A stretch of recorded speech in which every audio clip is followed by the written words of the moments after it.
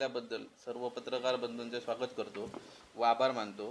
कुडाळ शहर प्रमुख झाल्यापासून ही पहिलीच पत्रकार परिषद घेत आहे, त्यामुळे काही चुका झाल्यास आपण सांभाळून घ्याल अशी आशा व्यक्त करतो। ही पत्रकार परिषद कुडाळ शहरातील विकास कामांसाठी आलेल्या निधीबाबत घेत आहोत।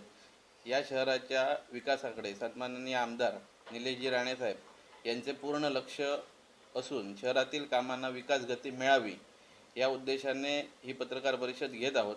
आम्ही वेळोवेळी शहराच्या विकासासाठी जेव्हा जेव्हा निधी मागितला तेव्हा तेव्हा तो सन्माननीय आमदार निलेशजी राणेसाहेब यांनी देऊन आम्हाला कुडाळ शहरातल्या विकास निधी दिला।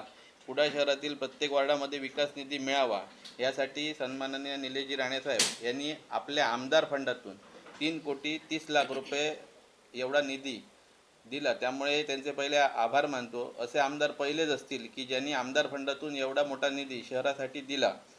कुडाळ शहरातील प्रत्येक कामावर सन्माननीय आमदार साहेब यांचे बारीक लक्ष आहे। या विकास कामांमध्ये फक्त रस्ते आणि गटार नसून कुडाळ शहरामध्ये नाबरवाडीमध्ये अनेक वर्ष लोकांना पिण्याच्या पाण्याची सोय नव्हती, म्हणजे नळाचंच पाणी वापरत होते, विहिरीचं पाणी वापरत नव्हते नाबरवाडी व कविलकट्ट्यामधील ग्रामस्थ। तर त्यांच्यासाठी आमदार फंडातून त्यांनी 2 विहिरी दिलेल्या आहेत। तसेच आज कुडाळ शहरात ज्या रस्त्यावर मोकाट गायी फिरत आहेत, म्हणजे हा प्रश्न आतापर्यंत अनेक वर्ष प्रलंबित होता, पण गायीच्या कोंडवाड्यासाठी 15 लाख रुपयाचा निधी पण ह्या 3,30,00,000 रुपयामध्ये आहे।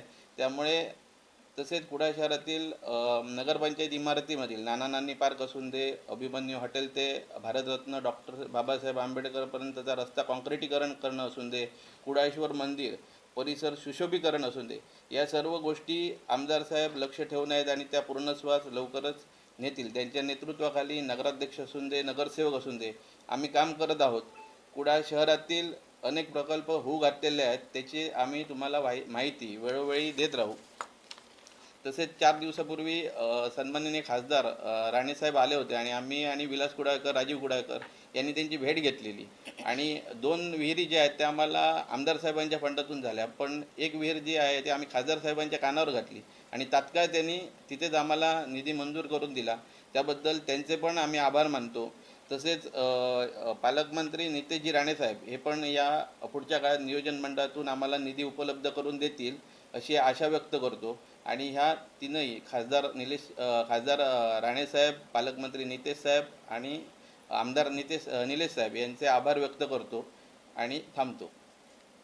तसेच तर त्या पण आम्हाला त्यांनी सांगाव्या, जेणेकरून आम्ही त्या सुधारणा करून त्याच्यामध्ये काम करू।